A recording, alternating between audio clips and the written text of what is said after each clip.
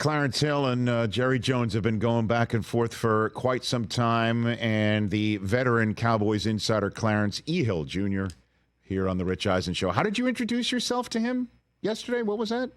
I'm with ALLCITY DLLS. It's a new digital site that has come to Dallas. It's already been in Philadelphia, Chicago, Phoenix, and Denver for a few years, and we're debuting in Dallas this year. We debuted this week in Dallas this year. I'm doing podcasts and writing as their Cowboys insider for ALLCITY Sports Network, ALLCITY DLLS. Okay, so Jerry was just kind of busting your stones there a little bit?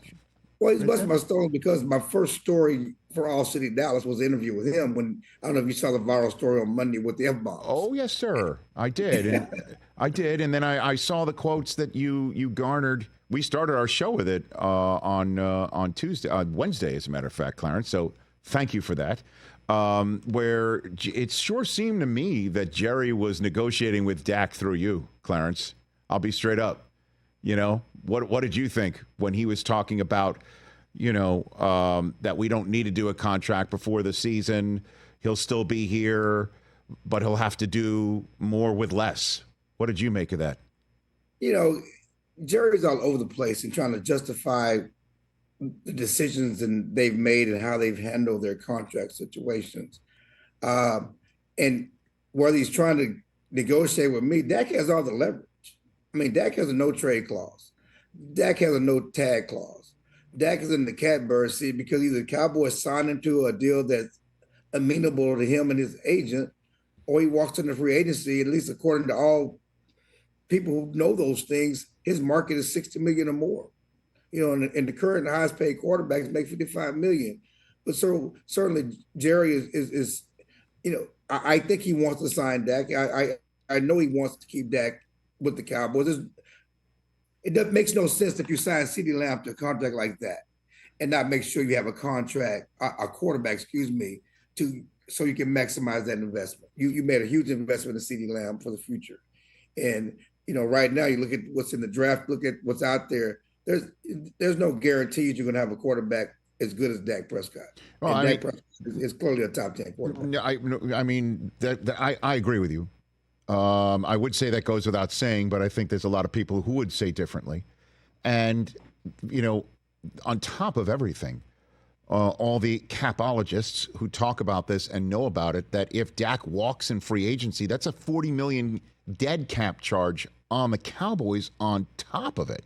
So if he's going to be $40 million dead of him leaving, $20 million more to keep him should be sort of the proverbial no-brainer. Is 60 the number that Dak's asking for per year? I don't know what he's asking for. I just know that the baseline is 55 for sure, and we all know that 60 is what he could get on the market, and it's somewhere in between there. I'm sure Dak is not asking, at least from my understanding, to be to go 60 plus, but he's certainly not taking a lesser deal. He owes it to his family. He said he owes it to the rest of the quarterbacks in the league to get a market value deal. Now, what that is up for Dak and the Cowboys and the league to determine. But, again, the baseline is clearly $55 million, where, all the top quarterbacks, that's the highest paid quarterback right now is $55 million. And people point out, well, he hasn't won anything. Who has won anything besides Patrick Mahomes? Who's won beside Patrick Mahomes?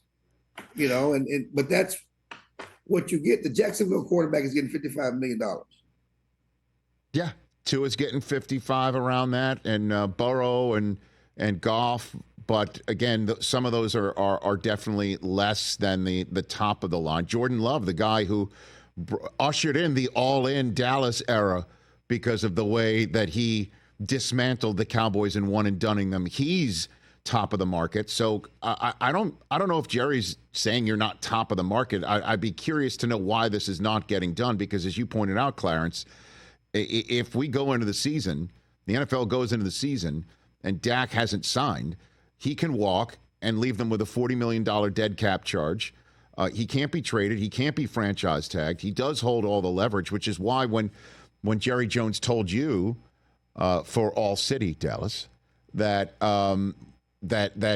do the fans know that there could be less for Dak to work with in the future, that struck me as him saying hey, Cowboys fans, don't blame me if we're a touchdown shy. I had to pay CD and I had to pay Dak. I'm going to have to pay Micah. Had these guys not gone all in with both hands, maybe we could have had another receiver or running back. That's the way I took it, Clarence. Oh, that's his line of thinking. There's no question about that's his line of thinking. He's talked about having to pay these three guys, and I know he's made many commentaries over the years about the pie, and the pie is only so big. If these guys get this much of the pie, only this much of pie for the rest of the team, and so he's openly talked about Dak having to play with less. And we all know that the Cowboys, they've had good teams, but they've also haven't gone all in. I mean, when we think of all in, we think of what the Rams did a couple of years ago. When the Cowboys talk about all in, it's I'm going to pay our guys and then shop at the bargain basement bin. And that's what he's saying is okay, if I pay Dak, I'm paying CD, I'm paying Micah. The rest of the guys, we have to play with young guys or journeyman free agents and try to get it done that way. And we're talking about a franchise that's worth $10 billion, the richest franchise in sports, what drives me crazy. And I understand there's a salary cap, but fans don't want to hear the richest franchise in sports always talking about balancing the budget. So, yeah, we've heard the less pie stuff. As a matter of fact, that's been a radio drop for us for years. There is less pie. I mean, we've got that, and there's another one too, right? I mean, like we've got all the greatest hits for Jerry Jones. And it takes a nice chunk out of the pie. All of it. And that's the proof of how we've been down this road before. Yeah. What's your opinion on why the Jones family operates this way, Clarence? They always try to win deals. I mean, it's like the CD deal. We knew what the market was. We knew what the contract should have been for CD when Justin Jefferson signed. Why did it take all the way through our training camp to 2 weeks or less than 2 weeks before the start of the season to get to this number when we knew what the number should have been from the beginning? Because he's trying to win deals. And the same thing with Dak going back. I mean, Dak has been on the franchise tag twice. They signed him right before the start of free agency when he was going to be a free agent in 2021, in March of 2021. And we're back here. Deadlines make deals, according to Cowboys. Stephen Jones have always said deadlines make deals. They wait till the end to probably put out their best offer because they're trying to convince the guy to take less money, less pie, so to speak, and take a team-friendly deal. And they always run out the ground ball when it comes to that. He's going to run out the ground ball. So what do you think happens? Spitball. I think they signed that. I mean, I just don't, there's no other answer. The Cowboys don't want to go into that quarterback abyss that they were in from Troy Aikman to Tony Romo, the Quincy Carter years. You don't want to do that all over again.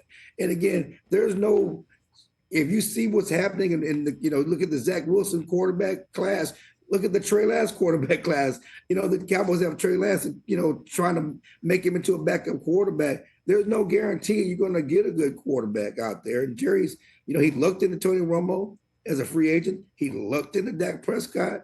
You keep in mind, they tried to draft 4 or 5 other quarterbacks before Dak Prescott, including Paxton Lynch in the first round, who's been a bust, who's Denver guy that was a bust. They drafted another guy, defensive end from Oklahoma, before Dak in the 4th round. Dak was their second 4th round pick. They fell into Dak to a certain extent. And so them going out and choosing quarterbacks, they don't have a good track record since Troy Aikman in choosing quarterbacks in the draft. Well, so and he's not a guy who wants to tank 2025, have that stadium empty, especially after you're paying CD and you're paying Micah Parsons. You're not going to have anybody in the stand. So at the end of the day, they're going to get Dak done. It's just a matter of when. Well, and in terms of that, let's just game this out in the few minutes I have left with Clarence Hill. He's covered the Cowboys since 1997 with here on the Rich Eisen Show. So Jerry might be sitting because he says Dak, he sees a future where Dak is definitely there, and if he doesn't sign him, then that's no longer in his wherewithal to guarantee. Okay, so is it possible he's looking over the steering wheel, and you can't tell which teams might suffer an injury at the quarterback position, making them more quarterback needy in the spring of 2025, but you can sort of suss out the market right now. who's got the cap space, who's got the desire to pay a $60 million quarterback per year to come play for them. That's a very high rent district that maybe Jerry's looking over the steering wheel and he's like, he doesn't see, obviously there's a market for Dak's talent, but maybe not at his price tag and that talent. Clarence? Well, Jerry says no one knows the NFL economics better than me. Nobody knows how to GM better than me. Effing me. Nobody can do the effing job better than me. He said that over and over and over again in camp. And he certainly said that to me. But think about the Las Vegas Raiders and their quarterback situation. Yeah. Think about the Las Vegas Raiders. Yeah, and that's an ideal situation. Think about possibly the Pittsburgh Steelers, and their quarterback situation, which is we don't know what they have at this point right now.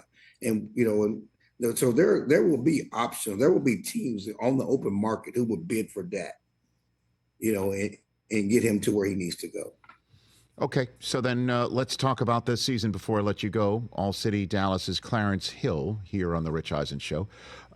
What does this roster look like to you, the 53-man heading into Cleveland in a couple of weekends from now, and the strengths, Achilles heel? I give you the floor.